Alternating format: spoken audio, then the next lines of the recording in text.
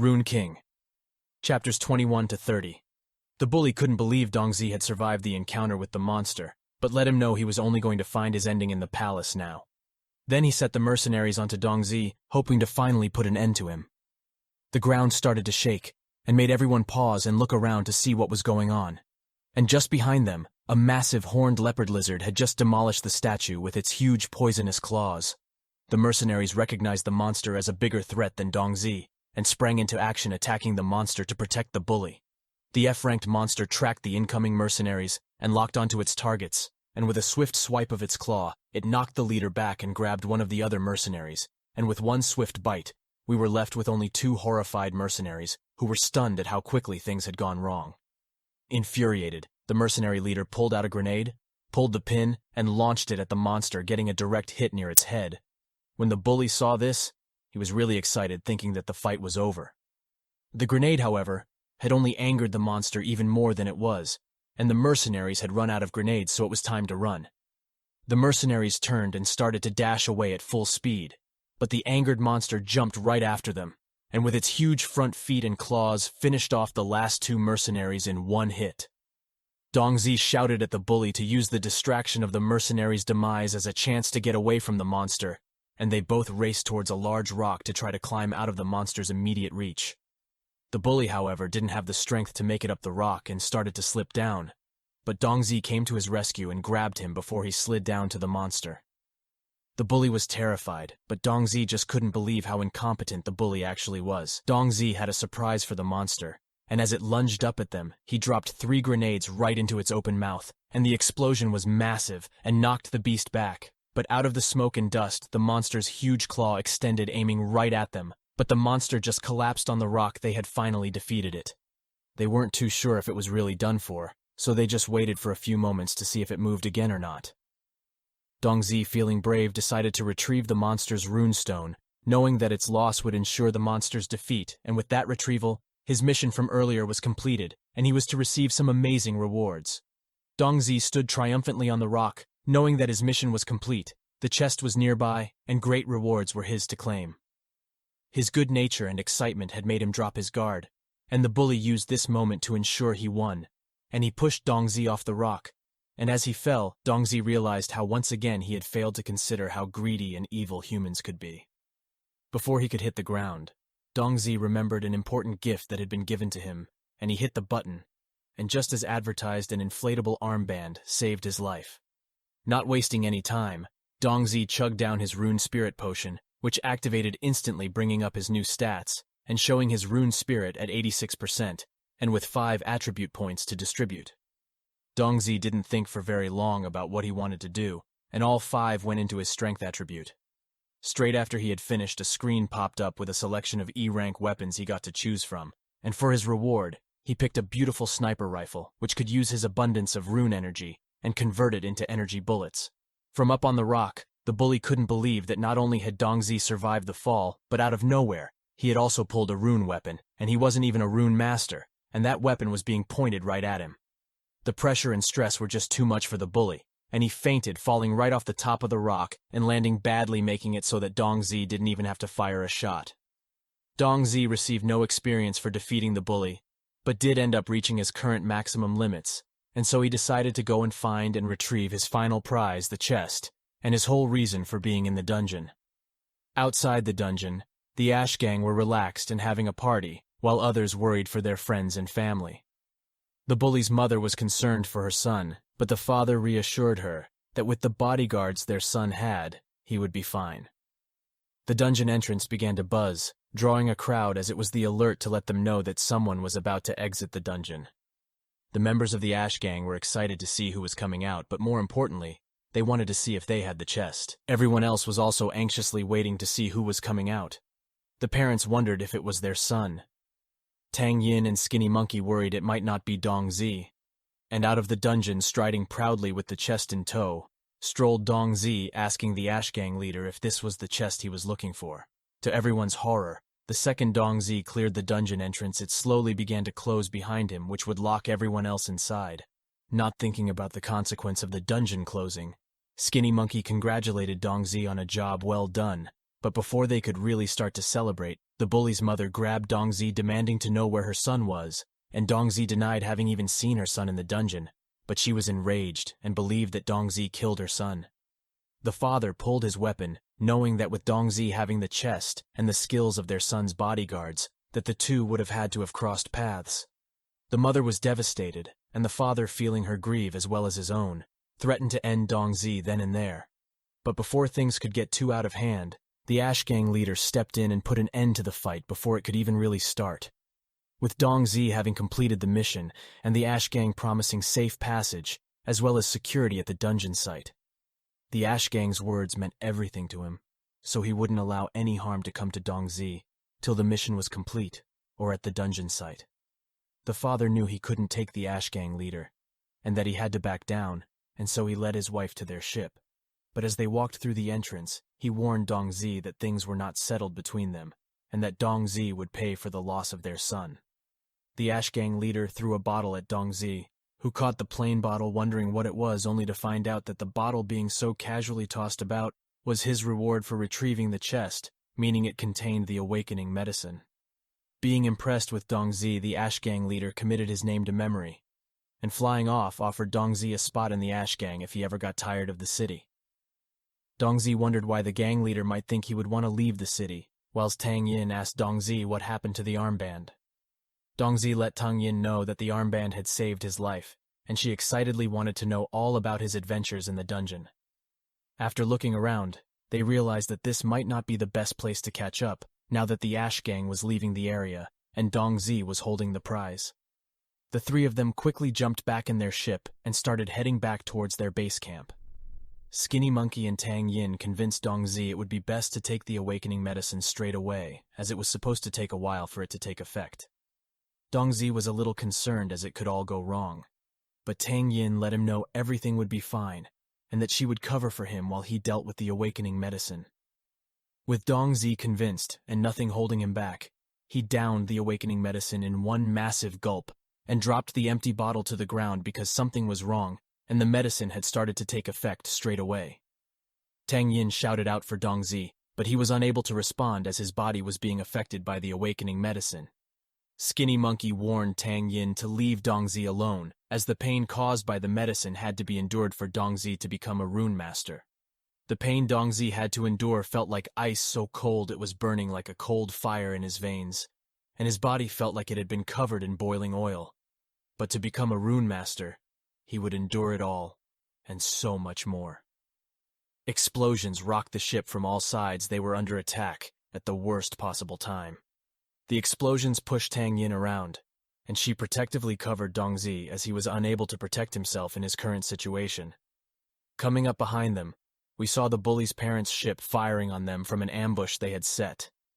The bully's father was flying the ship, and he knew he had the superior firepower, and that his revenge was so close. Skinny Monkey's years of experience and his smaller, more maneuverable ship allowed him to stay a step ahead of their ambushers, ducking and dodging like crazy. Skinny Monkey knew Dongxi still needed time to process the awakening medicine and decided they needed to try and use the forest for cover. The bully's mother saw them trying to escape into the trees below and decided to release something a little bit more serious, and with the press of a button, she released 2 large rune energy blast missiles, which absolutely devastated the forest below them with large concussive blasts. Skinny Monkey and Tang Yin were concerned that the blasts would scare the weaker rune beasts, but also attract the stronger beasts, and were forced to pull up out of the cover of the forest and back in the firing view of the other ship, which they immediately took full advantage of, and opened up a rapid-fire barrage on Skinny Monkey's ship. Skinny Monkey was tired of running, but couldn't fight and fly at the same time, and told Tang Yin to swap places with him. She was concerned she wouldn't have the skills to be able to keep them safe while Skinny Monkey did whatever he had in mind, but Skinny Monkey didn't care and shouted at her to just do it. Once they had swapped, Skinny Monkey instructed Tang Yin to just keep zigzagging while he returned fire. Skinny Monkey took aim and let loose with some shots from his weapon, but when the bullets hit, they had no effect on the highly armored ship, and the bullets just ricocheted off the hull harmlessly. Not out of tricks yet. Skinny Monkey decided to go another route, since the bullets weren't having any effect, and dropped 2 flashbangs which blinded the bully's parents, and caused them to swerve badly off course, and forcing them to hit the autopilot button, and watching all of this caused Skinny Monkey to shout out in triumph. Tang Yin shouted out a warning for Skinny Monkey as a sharply clawed talon stretched out towards his back, but with a quick reflex, he dodged out of the way, but was forced to land or face fighting a battle on two fronts. On the ground, the parents faced off against Skinny Monkey and Tang Yin, and they were a bit surprised as they thought it would be two rune masters against one rune master and two brats. Skinny Monkey was surprised himself that Tang Yin was an E-ranked rune master at such a young age, but knew with her ranking she would be fine. The bully's mother didn't believe that Tang Yin would pose much of a threat, and saw her as more of a rich, pampered kid, and believed that the fight was still really 2 versus 1. The mother went on the attack and sprung forward with her spear aiming at Tang Yin, who showed off her own skills and deftly dodged the attack easily with a quick jump to the side. The father, not wasting any time, also moved to attack Skinny Monkey with his rune sword, having a rune gun, and better range fired at the father attacking him, thinking he would have an easy victory with a ranged versus melee weapon. Armor sprang into existence covering the father's body, and it was powerful enough to block all of Skinny Monkey's bullets. The mother looked down on Skinny Monkey for being a poor mercenary compared to her and her husband, who could afford really good weapons and armor. She then swapped targets from Tang Yin, and being faster than her husband, attacked Skinny Monkey, trying to take advantage of her speed and making it 2-on-1. Tang Yin had other ideas, however, and intercepted the father, preventing him from being able to pursue Skinny Monkey with his wife. The father, wanting to help his wife, launched a devastating whirlwind/rune skill attack at Tang Yin, which with his attack speed and power should be undodgeable. His attack was so powerful that his sword went flying out of his hand. When he hits Tang Yin's rock-solid stance rune skill, and her armor looks even more impressive than his, she immediately countered his attack with her sword rain rune skill, which was so swift it looked like she was attacking him with 11 swords of her own, and without his weapon in hand, he was forced to rely on his armor to protect him. The armor managed to withstand the attack, but he was again pushed back, leaving his wife to fight Skinny Monkey on her own. Not wanting the father to regain his weapon, Tang Yin raced in for another attack, planning to end the fight, or at least keep him busy until Skinny Monkey could join her. The father, not believing in a fair fight out in the wild, launched a smoke bomb at her, getting a direct hit and then shooting her with a firearm he had concealed. The shot was good, and Tang Yin took a hit on the shoulder, knocking her weapons out of her hands, and she landed on her rear end, and the father mocked her for being noble and naive to pick fights out in the wild. Tang Yin's arm was unusable. The armor had stopped the bullet, but the power of the shot still caused her pain and paralyzed the arm from the aftershock. Tang Yin was mad at the father for mocking her upbringing, as she was a rune master regardless of her past. He didn't care as he aimed at her, ready to end her in the fight. Skinny Monkey saw her position and shouted out for her, but the mother had him tied up, and he wasn't able to interfere and assist her. Tang Yin had her eyes closed and heard the shot that would put an end to her future. The father, in shock, dropped his weapon, as a bullet had managed to pierce his high-tiered rune armor, putting a hole right into his arm. Dongxi was back, meaning he had made it through the Awakening Medincine's trial, and he was now a rune master. The mother, seeing Dongxi, had her rage reignited, as she believed that it should have been her boy who was now awakened, and a rune master, and Dongxi had stolen that from him and her. Dongxi, knowing he needed to end this fight, aimed down his scope, sighting the father again, and putting a bullet in his other arm, but high up in the shoulder, basically maiming him. Dongxi explained to the father that even though he was only F-ranked, his weapon was an E-rank, which was how Dongxi was able to injure him. The father couldn't believe it was possible, and was shocked, but Dongxi had had enough, and was ready to end the battle. The mother saw Dongxi taking aim, and raced to try to help her husband, who had also turned tailed, and was trying to escape from Dongxi, who took aim, and fired his shot, putting an end to the bully's father. The bully's mother held her deceased husband in her arms, begging him to wake up. Skinny Monkey looked down at the scene with no remorse, and saw it as karma. Dongxi let her know he didn't want to hurt anyone, but that they had forced his hand. The mother, looking at Dongxi, only saw a monster who had now taken not only her son, but also her husband. Tang Yin couldn't believe how she could be blaming someone for merely defending themselves when they had initiated the attack on them. Skinny Monkey was just really proud of Dongxi, who had just awakened as an F-rank rune master, yet had managed to take out an E-ranked rune master. The mother had not learnt anything so far, and threatened Dongxi that even if she perished, she would haunt him. An arrow with something attached to it stabbed the ground between them, and started beeping and then exploded, throwing the whole group apart. Dongxi instinctively protected Tang Yin with his body, which, although heroic, was rather silly considering she had armor, and he didn't. The mother was also thrown back by the bomb, and Skinny Monkey also landed a bit of a way off on his rear end, mad at himself for not being aware of his surroundings. Out of the trees, they heard the footfalls of quite a few people, who turned out to be a bunch of people who had also been at the dungeon earlier that morning. The mother, knowing what they were after, pointed at Dongxi, stating that he still had the awakening medicine on him. The three got into position and stood back to back, waiting to be attacked, as even though the attackers were not rune masters, they were heavily outnumbered. The attackers were only interested in the awakening medicine, but couldn't afford to leave witnesses. But before they could attack, reinforcements arrive. And out of the sky, the rest of Skinny Monkey's team dropped in to join the party, and leading the pack was Firefox, landing with a superhero's pose, and immediately looking down on the attackers, asking them if they even knew who they were messing with. The leader of the band didn't recognize Firefox and was not scared of her, but hearing a voice behind him, he spun around, and this time he knew who he was talking to, and was not really sure if fighting over the awakening medicine was worth it. Poison Wolf offered them one final chance to leave, and the band then decided it really wasn't worth it. Seeing them lose the will to fight, the mother offered up a huge reward, and hearing this, the band was shocked and started to get their fighting spirit back. Dongxi was ready to fight and let Firefox know he's had her back, but she wasn't concerned at all and told Dongxi to just relax as someone else would be taking care of the problem. And just then a loud sound got Dongxi's attention, which caused him to spin around and make his jaw drop as a fleet of warships flew towards them and locked their weapons onto all of the bandits, including the bully's mother. The band leader could sense he was being targeted by the warships, and the bully's mother recognized the warships and that they were powerful enough to take out A-rank beasts. Dongxi couldn't believe that Poison Wolf's team was so powerful and connected that they were able to call on so many warships for backup. Poison Wolf then asked the bandits if they still wanted to fight, but with so many warships in the air targeting them, they knew there was no chance.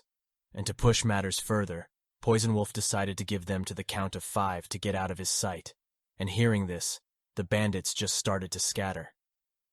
Dragging her husband's body into their shuttle, the bully's mother threatened Dongxi to stay out of the city before taking off and fleeing from the battle. Dongxi tried to thank Firefox for the save, but she let him know that the warships were actually there for Tang Yin. Tang Yin heard her name being called from behind her, and looking back, she saw the professor and Lin Hao running towards her, letting her know how worried they were. She was upset with them, and the fact that they reached out to her father when Skinny Monkey and Dongxi were with her. On the other side of the clearing, Poison Wolf called for Dongxi to join him, so he left Tang Yin and the professor to join him. While walking away, one of the warships landed, dropping off an A-rank Rune Master swordsman who was not very happy with Tang Yin and the trouble she caused, but she was defiant and wouldn't accept the blame. The A-ranker became sympathetic as he understood that she wanted to experience the world, but told her the wilds were not the place to start. Tang Yin understood, but wasn't in the mood for a lecture. Feeling defeated, the A-ranker could only sigh. Feeling frustrated, he turned to the professor and let him know that Tang Yin's father was very upset with him about losing Tang Yin in the wilds. Lin Hao knew who Tang Yin's father was and was terrified that he knew they had lost Tang Yin. The professor accepted full responsibility and offered to resign from his post. Tang Yin was mad and explained that the professor was not at fault for her actions. The A-ranker didn't seem moved by her defense of the professor and let her know that someone would be taking responsibility and that he had to let her father know that someone had been punished. He then questioned Lin Hao about the bandits attacking Tang Yin, wanting to know who their target was. Lin Hao didn't want to answer, but told the A-ranker that Dongxi was most likely their target, and the A-ranker stared over at Dongxi, but didn't see anything special. The team congratulated Dongxi on becoming a rune master, and asked Dongxi if his rune spirit had been raised as the awakening medicine was rumored to improve it.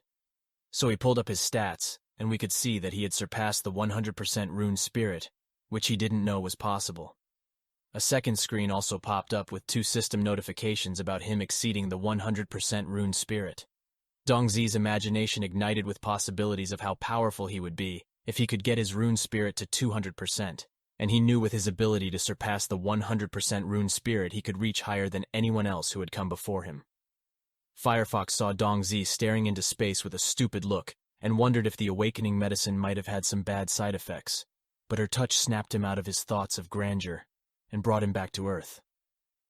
In a serious tone, Poison Wolf reminded Dongxi that now that he was a rune master, he had more responsibilities and obligations.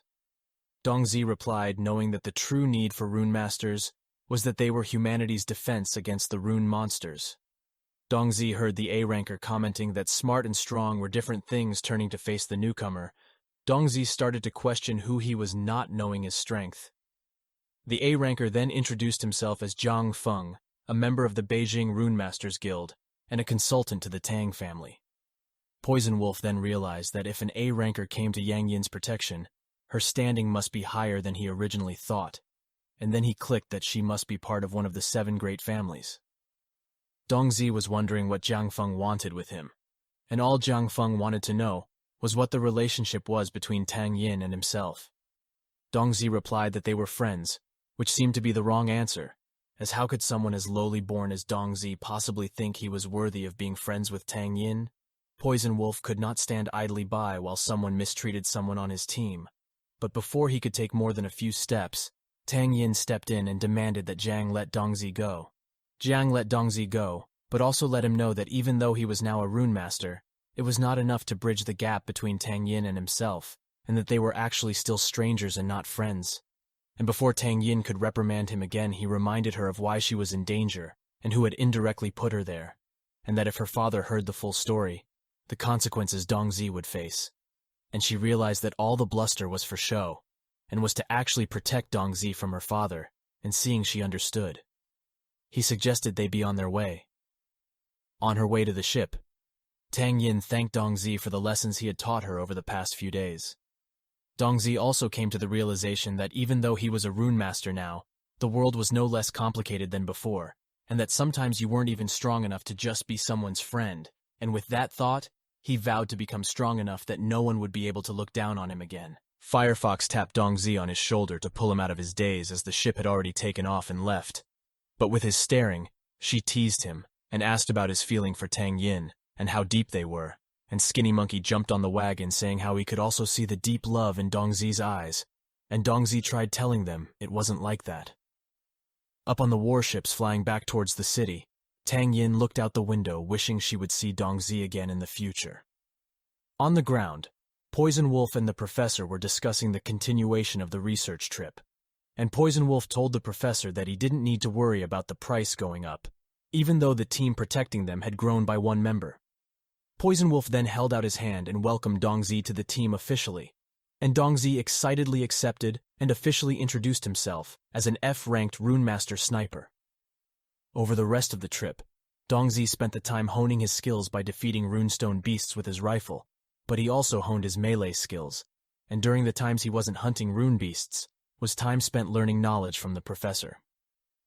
On the way back to the city after the mission, we see Dongxi's final stats after his first trip into the wilds. Once back in the city at the ship docks, Dongxi and the professor said their goodbyes, and with Tang Yin out of the picture, Lin Hao and Dongxi actually bonded a bit, and they also parted on good terms. And as he left, he let Dongxi know that Tang Yin had so many admirers, and if he wanted a chance with her, he would have to be in the top of the Rune Master's rankings just to be her friend. Back at her mansion, Tang Yin washed the wilds off of her, and then sat in her nook staring out her window thinking of her last few days, and the adventures she had experienced which were all new to her. A knock at her room's door pulled her out of her memories. At the entrance to her room stood her manservant with an enrollment letter for her from Jidao University. But she hadn't even taken the entrance exam, and was already accepted, when her manservant reminded her that with her station and family, she would never have to apply, as every university wanted her.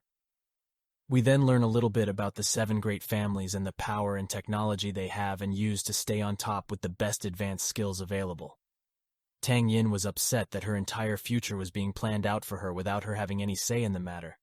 The manservant tried to let her know that it was coming from a place of love, and that it would be a waste of her time to take the test when everyone already knew she would pass. This only infuriated Tang Yin, as another opportunity to prove herself and her skills had just been taken away from her, and in despair, as no one understood her struggles, she threw herself onto her bed. In a park in the city, Xiao Shi begged Dongxi to repeat the story of his adventure for the 20th time. But Dongxi was more interested in knowing if anything had happened to her while he was gone, or if more powers had manifested. and Xiaoxi sheepishly let him know that the only thing that had changed or happened while he was gone was how much her appetite had grown a lot. He also noticed how much his had grown since he had become a rune master, and wondered if hers had grown due to awakening and becoming a tamer. Dongxi received a call from Poison Wolf, letting him know that all the beasts they had defeated in the wild had been sold, and his share had been transferred to his account, and taking a look at it, Dongxi was shocked at how much his share was. Poison Wolf also suggested Dongxi spend some cash on himself for fun, but save some to get some more skills or weapons. Dongxi offered to end Xiaoxi's hunger with some seafood delicacies, and she, to his horror, asked him if he was selling his body for money to be able to afford such a meal. Dongxi decided on a fancy upmarket place for dinner. His sister did not complain about his choice, and just kept shoving food down her throat. Dongxi had also invited his friends to dinner as a treat on him, so that could celebrate the three of them all becoming rune masters. The demoness was envious that even though they were all rune masters, only Dongxi had actually seen any action. Dongxi was more interested in them and which universities they were going to try to get into. Feng Rui, not being interested in fighting, had decided to try and enroll in a few of the academic universities to be able to do research on rune beasts, and Dongxi let him know it was a wise choice, as with his fighting skills, he would not have lasted long against a real rune monster. The demoness, being a fighter, decided to carry on the family tradition and enrolled to a military university, and had the full support of her father, who was a retired soldier. Xiaoxi then excitedly asked Dongxi which university he would be enrolling to, but saw everyone's faces drop, and the demoness then explained to her that because Dongxi had been expelled from school, he could not enroll at a university.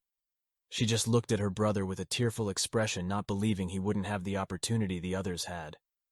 Feng Rui told Xiaoxi that due to the limited resources available to humans, each and every university slot was precious. The demoness let her temper get the better of her thinking about the bully, and couldn't believe that the bully's actions were still haunting Dongxi. Feng Rui saw the damage she had caused, and warned her to rein it in before she had to start paying for more damages. Dongxi realized that they weren't aware of what had happened in the wilds, and thought it best to leave it that way. The demoness, concerned for Dongxi's future, raised the issue that not attending a university would negatively affect his future options, and so with the university not being an option, Xiaoxi asked her brother what his plans were. Dongxi had already thought this through, and let Xiaoxi know that he actually had a plan of action, and so he asked her and his friends if they knew about the Tempest Thunder trial, to which they disappointingly let him know they hadn't, and that it didn't even sound like a real thing. Dongxi hadn't known about it either, but Zhao had told him about it once he had gotten back from the wilds, as it was a way for the top 10 colleges to utilize to identify any future unconventional geniuses. Dongxi knew it was one of his only options, but from the description of the trial that Zhao had given him, he would have to survive for 3 days on the Tempest Thunder Island, and in that time defeat other candidates or eliminate rune beasts in order to obtain points. The island had been a tourist attraction, but after the wormholes, the thunderstorms never ended, giving the islands their new name, so Dongxi would have to compete with not only the other candidate and beasts, but also the constant rain and thunder, making for a miserable 3 days. Feng Rui couldn't believe that Dongxi was going to a place that sounded even more dangerous than the wilds he had just been to, and the demoness, knowing Dongxi, asked if it was just a plan, or if he had already applied to compete only to find out his trial would happen on the same day as their entrance exams. Dongxi consoled his scared sister, letting her know that all the candidates were given a device that would save them if they received critical damage. The demoness saw that Dongxi had already made his mind up, so instead of fighting him, decided to just wish him luck instead, and he was grateful that she accepted the fact that he was only doing what he had to do to ensure his future. After a great dinner, Dongxi and his friends parted ways and started to make their way back to their homes. On the way home, Dongxi's senses, which were much sharper now that he was a rune master, picked up that they were being followed, so he switched routes and started to head down an alleyway, knowing that this was not the route home. Xiaoxi became concerned and questioned Dongxi, and he asked her to stay quiet while he took care of something, but to not be concerned as they were fine. Finding a safe spot, he hid Xiaoxi out of sight and asked her to be quiet and stay there. While standing still, he could hear the approaching footsteps of the 2 people following him, who turned out to be the gangster goons that had attacked them in their apartment. When Dongxi saw who it was, he was ready to hand out some payback and settle their little dispute there and then. Dongxi jumped forward and landed a hard blow right in the one goon's gut, hitting him so hard he almost ended the fight for him there. But his companion saw his friend drop and dived in to help him and put Dongxi down. But he wasn't ready for how quickly Dongxi reacted to his attack, getting in behind him, and also knocking him straight into the ground with a mighty crash. The goons were confused, as just a few days ago Dongxi may have been fast and strong, but it was nothing compared to what he had just displayed. Seeing their confused expressions, he decided to enlighten them, and let them know that they were now facing a rune master and not just a regular like before. They didn't believe him as they knew he hadn't attended the awakening ceremony. But Dongxi reminded them there were other ways to awaken. They didn't care if he was a rune master or not. He had just awakened, and they had experience on their side, and so the goon pulled out his rune weapon ready to continue the fight, only to come face to barrel with a large sniper rifle, and not just any rifle, but an E-ranked sniper rifle. Knowing he was outclassed, the goon just dropped his weapon, and could now feel how strong Dongxi's aura was, which caused him to shiver in fear. Dongxi knew his sister was nearby, and didn't want her to witness anything terrible, and so he sent the goons on their way, warning them that he didn't want to see them again. Xiaoxi had left her hiding place and rolled up behind Dongxi, and instead of being scared, she was amazed at how strong Dongxi had become, and how he had just scared the goons away like that. Dongxi didn't want to brag in front of his little sister, and after a long day and a full belly, just wanted to make his way home. While pushing his sister home, he realized that he either needed to make the bully's mother disappear, or take his sister somewhere where she would be safe. A better plan would be to become so powerful, or find a partner powerful enough that no one would dare touch them again. Back at the Jiaoshi Martial Training Hall, Dongxi was punishing the equipment, smashing his knee into one bag, pounding his fist into another, and power-punching a third one, leaving an aftermath of 3 ruined punching bags.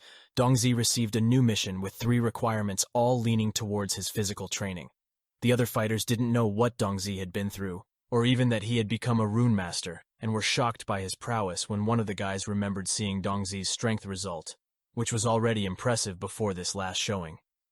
Dongxi just wanted to get stronger, and find reliable backing to be able to get the bully's mother off his back. Dongxi only had 3 options for backing, and they were either the military, government, or business tycoons. The military and government weren't the best of choices, leaving only the business tycoons who only really cared about their business benefits. And even as a rune master, Dongxi didn't have anything to offer them. With all these troubles on his mind, he used a little bit too much power on the bag, blowing it apart with a single punch, and absolutely terrifying the guys who were watching him train. Zhao called out to Dongxi, pulling him out of his funk, and when Dongxi looked around at all the damage he had caused, he sheepishly apologized. Luckily, Zhao wasn't concerned about some sandbags, and had only called Dongxi to let him know that Poison Wolf was waiting outside for him. Dongxi raced outside as he didn't want to keep Poison Wolf waiting for him. Poison Wolf couldn't believe how much Dongxi had improved in just 3 days, and offered to spar with him, but Dongxi wasn't ready for him just yet. Poison Wolf was also proud that Dongxi had stayed humble, even though he was now a rune master, but turned serious, reminding Dongxi that he only had a few days left till his new trial started, and that they needed to go shopping for a decent rune skill to go with his new weapon. The news excited Dongxi so much that he couldn't wait any longer, and just lifted Poison Wolf up and carried him to the shopping district. They soon arrived at the Purple Gold Consortium, which was a trading house that only sold goods to rune masters. Dongxi was in awe, as only rune masters were allowed to enter, and now that he was one, he could also enter. They headed for the entrance so that Dongxi could start shopping for what he needed for the upcoming trial. At the entrance stood a lady next to a rune energy verification machine, so Poison Wolf went first and placed his hand on the device, and when he pushed his rune energy into it, a display popped up showing his rank, and so the doors opened, and he was invited in, not wanting to be left behind. Dongxi followed his example and put his hand on the device and pushed his energy in as well, and his rune master status was verified, and he was allowed to enter the trading hall. Poison Wolf explained how the first floor was a self-service floor, and that for a fee any rune master could open up a store on the floor. They would not be shopping on the first floor as the quality was too low for Dongxi and what he needed, so they were heading up to the second floor where the better quality goods were kept. On the second floor, they started looking at the merchandise when an employee came over to assist them, and Poison Wolf went into flirt mode, asking for her number, and if they could go for a drink, which embarrassed Dongxi badly, as he had never seen him act that way before. But Poison Wolf had no shame and boldly pointed out that rune masters dated normal people all the time, and while getting a bit handsy, asked if she had some good rune skills for a sniper, and that money was not an issue. Sneaking a peek at Dongxi, she couldn't believe how young he looked, and then quickly pulled out the 3 most popular sniper skills they had, and identified them for Dongxi so that he could choose one. Poison Wolf called him closer so that he could see if any of them suited him. He reviewed what he knew about each of the skills one by one, trying to see which one would help him the most in the upcoming trial, and decided on taking the Snake Eye skill which Firefox had used on him in their training. The sales lady, happy that he had picked a skill, and let him know the price, which was more than he had earned for his entire trip into the wilds. But without batting an eyelid, Poison Wolf stepped forward with his card and told the sales lady to charge it. Dongxi was truly grateful, and Poison Wolf told him that he could pay him back when he became rich and famous, but that for now, he needed every advantage to do his absolute best at the Tempest Thunder trial. The sales lady reappeared with Dongxi's purchase packed in a box for him, and taking the box, Dongxi felt just a little bit more confident in himself and his ability to do well in the trial. Poison Wolf, having not given up on his chance for a date, asked her if she had time for a drink now, but he lets him down, saying that their boss was in the building, and she couldn't leave her post as her boss was right behind them. To be continued. If you enjoyed the video, please consider liking and subscribing, and also leaving a comment telling me what you enjoyed and what could be better. Thanks all.